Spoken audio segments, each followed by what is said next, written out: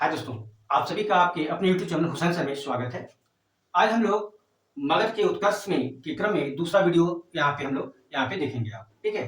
तो पहला मगध उत्कर्ष में हम लोगों ने क्या देखा? तो मगध का उत्कर्ष में सबसे पहला वंश कौन था? तो सबसे पहला वंश आपका बृहद्रथ वंश, उसके बाद हर्यक वंश, उसके बाद शिशुनाग वंश, उसके बाद नंद वंश और क्रमशः जो आपका मौर्य वंश होता है, ठीक है?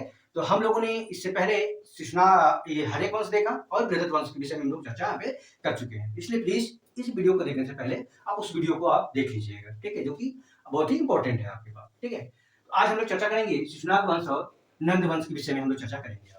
तो हम जानते हैं यहाँ पे कि हरेक वंश का अंतिम शासक जो था नागदशक था। नागदशक जो कौन था? उदयन का तीसरा पुत्र था, है ना?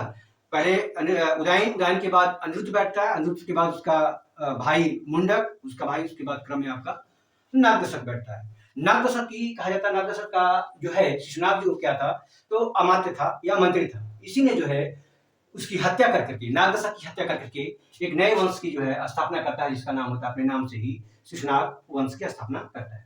इसका पीरियड आप देखेंगे, शिशुनाग वंश का पीरियड 412 से लेकर 344 ईसा पूर्व आपका ये इसका पीरियड है, आपका ईसा पूर्व है, ठीक है?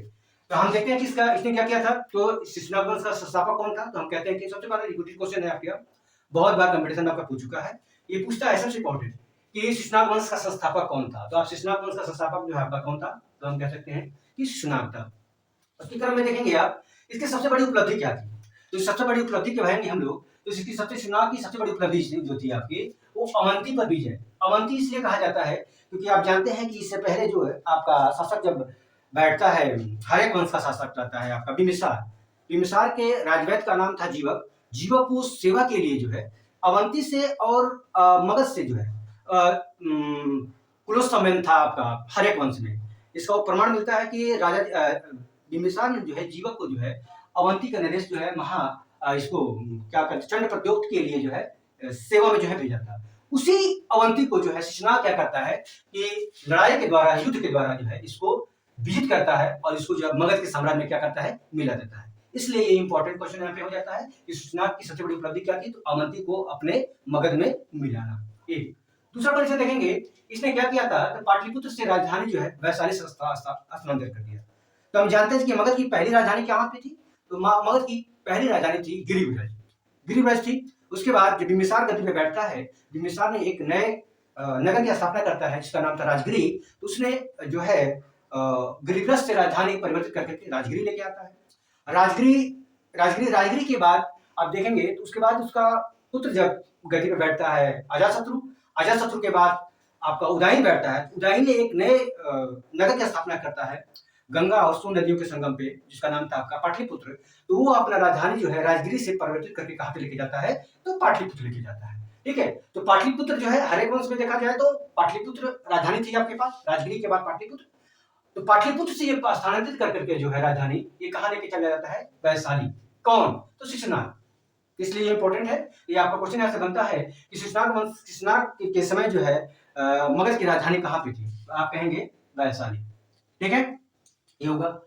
आगे देखेंगे इसका पीरियड क्या था। तो इसका पीरियड कहेंगे हम लोग, शिशुनाग का जो पीरियड था वो 412 से लेकर के 394 ईसा पूर्व तक ये गद्दी पे यहाँ पे बैठता है। कौन? आपका शिशुनाग, ठीक है?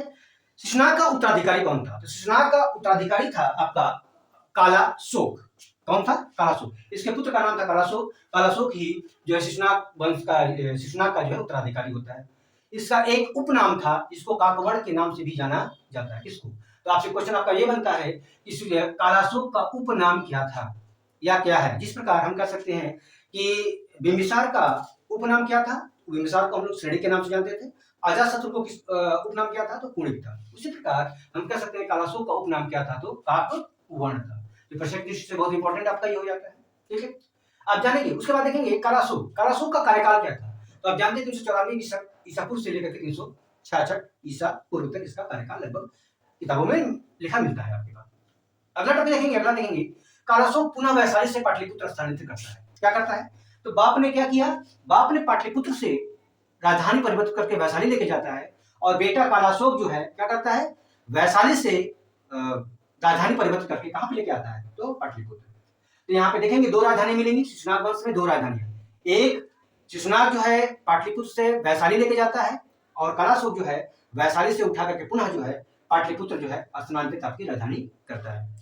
और यहीं से मगध की राजधानी जो है पाटलिपुत्र जो है अंततोगत्वा आपका क्रमशः जो है चलता चला गया। ठीक है, जितने राजवंशों ने इस पे शासन किया उसके बाद में, तो उसकी राजधानी मगध की जो है आपकी पाटलिपुत्र ही रही। यहाँ तक कि मौर्य वंश में भी पाटलिपुत्र की राजधानी आपकी थी। ठीक है, तो ये कह सकते हैं पाटलिपुत्र। इसके समय में, कालाशोक के समय में सबसे महत्वपूर्ण जो है एक होता है, क्वेश्चन पूछता है कि द्वितीय वल्लभ संगति का आयोजन किसके कार्यकाल में हुआ था।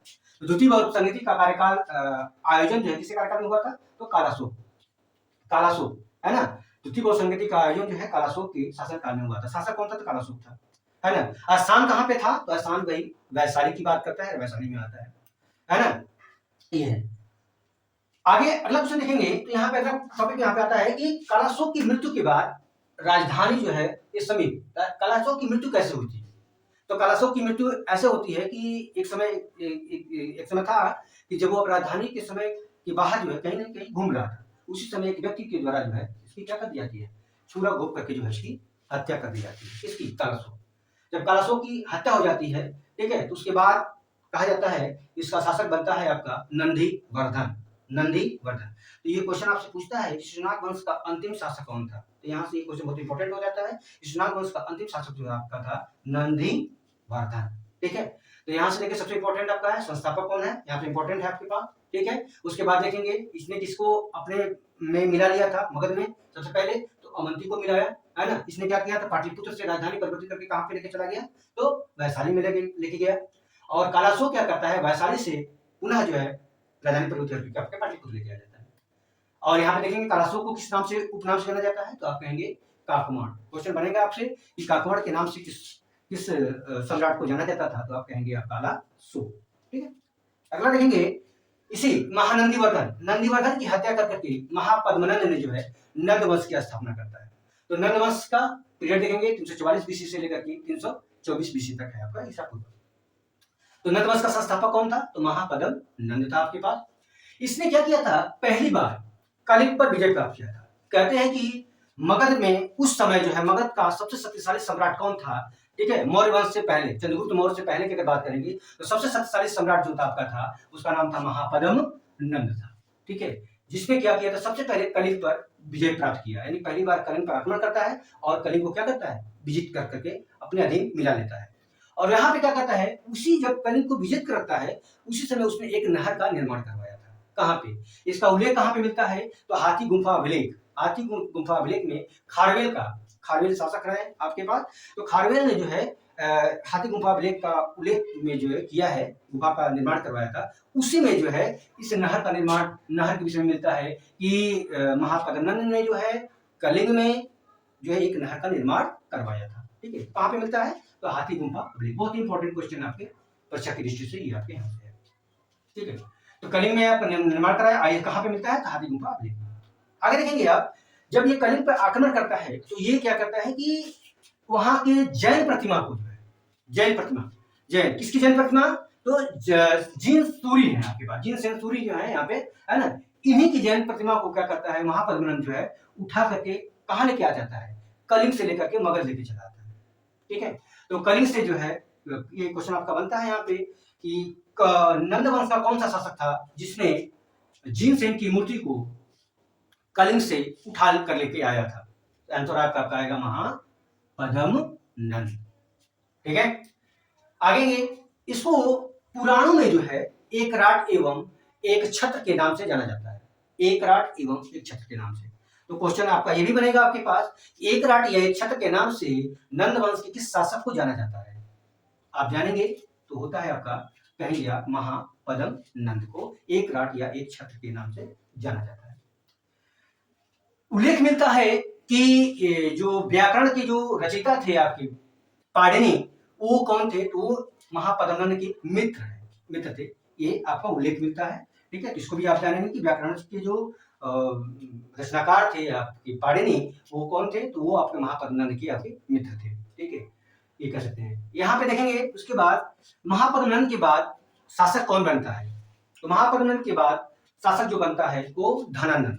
धनानंद की स्थिति की बात करते हैं तो धनानंद सबसे क्रूर शासक रहा है पूरे नंद वंश में अगर कहा जाए। ठीक है, कहा जाता है कि महापद्मनंद के कुल 8 औलादें थी। 8 औलादों में से 8 पुत्रों में से सबसे बड़े पुत्र का नाम था धनानंद और धनानंद ही गद्दी पे बैठता है। ठीक है, 8 पुत्र।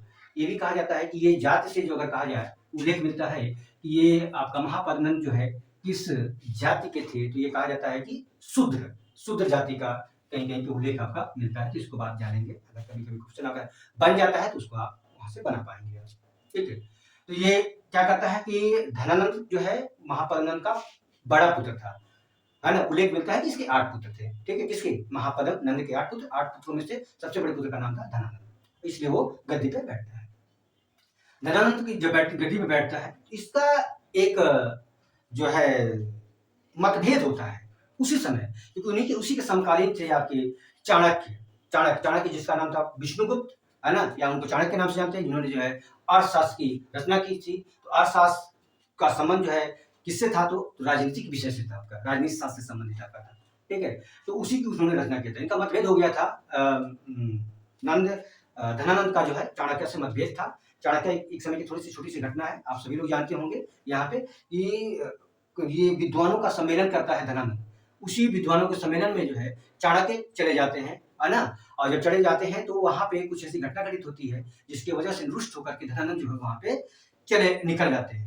घटना क्या था, तो चूंकि धनानंद एक घमंडी व्यक्ति था, ठीक है, वो विद्वानों का सम्मान नहीं करता था, तो उनको लगा कि ये विद्वान का सम्मान नहीं कर रहा है ना? तो इसीलिए वो क्या करते थे, वहां से निकल करके आपके चले जाते हैं, और चले जाते हैं तो उस समय उनका कुछ वार्तालाप होता है। वार्तालाप के द्वारा जो है वो उनको तिरस्कृत करता है धनानंद, जिससे रुष्ट होकर के वो क्या कहते हैं कि धनानंद के ये चाणक्य क्या करते हैं, विष्णुगुप्त अपनी चुटिया को जो है खोल देते हैं और खोल करके कहते हैं कि जब तक मैं तुम्हारे वंश का नाश नहीं कर दूंगा तब तक मैं अपनी चुटिया को नहीं बांधूंगा। और वही जो है आगे निकलते हैं और एक जो है योग्य शासक की तलाश में निकलते हैं, जिनसे उनकी मुलाकात होती है चंद्रगुप्त मौर्य से। और चंद्रगुप्त मौर्य को जो है उनको जो है मगध की गद्दी से धनानंद को पदच्युत करके चंद्रगुप्त मौर्य को जो है गद्दी पर बैठाते हैं। तो ये कुछ कहानियां थी आपके पास जो कि बहुत ही इंपॉर्टेंट है आपके पास, चंद्रगुप्त मौर्य से संबंधित है आपका। ठीक है, तो अगला वंश जो है चंद्रगुप्त मौर्य बैठेगा, मौर्य वंश की स्थापना करता है। तो यही कहेंगे नंद वंश का शासक कौन था, तो नंद वंश का ये अंतिम शासक कौन था, तो धनानंद। तो 2 क्वेश्चन यहाँ से बनता है, सबसे इंपॉर्टेंट है का नंद वंश का संस्थापक कौन था, तो नंद वंश का संस्थापक आपका महापद्मनंद है। और नंद वंश का अंतिम शासक कौन था, तो धनानंद। यहाँ पे देखेंगे 324 बीसी में जो है इसकी मृत्यु हो जाती है। ठीक है, और कहा जाता है 322 ईसा पूर्व में जो है उल्लेख मिलता है कि 322 ईसा पूर्व में जो है मौर्य वंश का संस्थापक जो है चंद्रगुप्त मौर्य जो है गद्दी पे बैठता है, मगध की गद्दी पे बैठता है, ये बात आती है। ठीक है, ये जानेंगे आप। नंद वंश के सारे शासक जो है जैन मतावलंबी थे, इसलिए कह सकते हैं, यहाँ पे है उल्लेख भी मिलता है कि अगर आपसे पूछे कि जैन धर्म के नंद वंश के शासक जो है किस धर्म के अनुयायी थे, आप कहेंगे जैन धर्म के अनुयायी थे। और यहाँ पर भी देख सकते हैं आप कि इन्होंने क्या किया था, कलिंग पे जब अटैक करते हैं आपका महापद्मनंद, तो उन्होंने वहां से जो है जिनसेन की मूर्ति को क्या करते हैं, वापस लेकर के चले जाते हैं। तो ये यहाँ से भी इसका आपका उल्लेख मिलता है, यहाँ से देखेंगे आप। ठीक है, उसके बाद देखेंगे यहाँ पे उसके अमात्य धनानंद के अमात्य का नाम क्या था, तो धनानंद के अमात्य 2 थे, एक था सकटाल और दूसरा था स्थूल भद्र। स्थूल भद्र और सकटाल जो है धनानंद के अमात्य थे। ठीक है, और यहाँ पे मैं बता चुका हूँ आपको यहाँ पे कि धनानंद और चाणक्य का आपस में कुछ मतभेद था, है ना? इस समय इसी के समय जो है सिकंदर जो है क्या करता है, भारत पर आक्रमण करता है। समझ में आया होगा, अगर जगह आया होगा तो प्लीज वीडियो को लाइक से सब्सक्राइब करेगा, अपने दोस्तों में ज्यादा से ज्यादा शेयर करिएगा। इस चैनल से जुड़ने के लिए आप सभी का बहुत बहुत धन्यवाद। Thank you so much. जय हिंद।